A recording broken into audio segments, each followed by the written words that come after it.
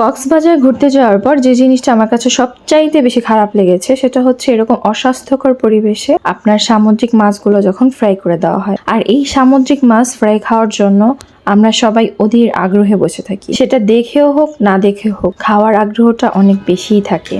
বিশেষ করে শুধু আমি আর আপনি নন, আমাদের মতো আরো অনেক অনেক মানুষ আছে যারা সব স্বাস্থ্য সম্পর্কে অনেক সচেতন। সেই সব মানুষও এইসব খাবার খাওয়ার জন্য অধীর আগ্রহে পাগল হয়ে থাকে। তবে এর পিছনে যে অস্বাস্থ্যকর পরিবেশে এগুলো ফ্রাই করা হয় সেই ভিডিওটা আজকে আমি আপনাদের সাথে শেয়ার করব। অবশ্যই ভিডিওটা না টেনে দেখবেন।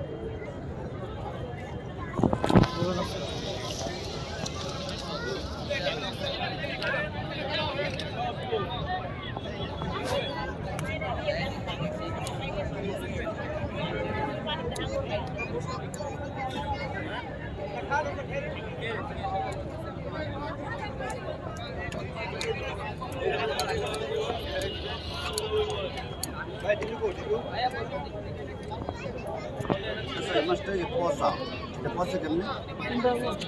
না বলে দেখা এই তো পচার মতো দেখো।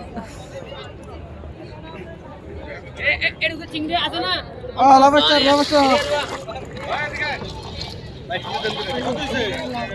80 টাকা। এই ভাই যদি আমার সামনে দেবই দেব। হ্যাঁ? আসেন। তাহলে একটা আমি ভাই ভাইয়া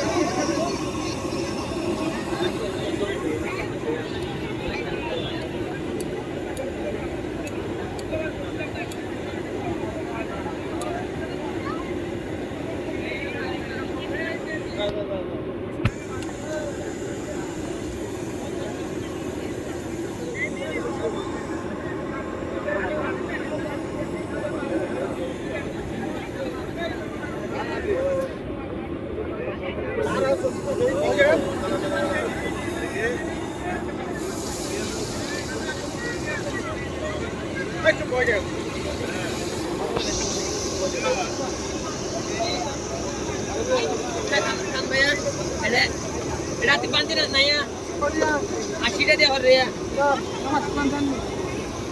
রাতে এটা সত্যি কি বেগুন 80 টাকা দিবেন বেগুন দিবেন এবার আপনি কি খেয়েছেন ভাই? আপনি কি খেয়েছেন কা? ये दे ट्रैक्टर खाली ले दौड़ करी খালি দিন 2 মিনিটের বেশি হয়ে গেছে তো वो जोड़ा खाली ले बाबा पूरा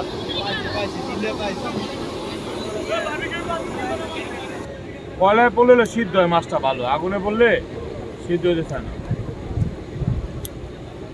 এটা কি বাইতে দিব? না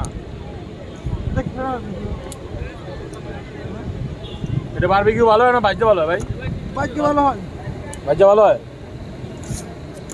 এগুলো তো বারবিকিউ, টাওয়া বেশি নিলে বারবিকিউ দেখতে দেন তো ভাজতেই দেন তাহলে ভাজতেই রে কারণ এনে কলায় পড়ে না।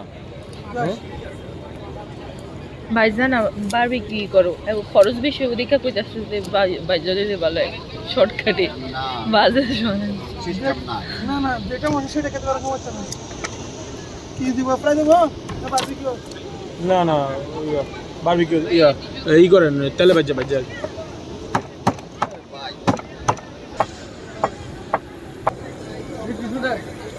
কলায় বাস্তব করে বাস্তব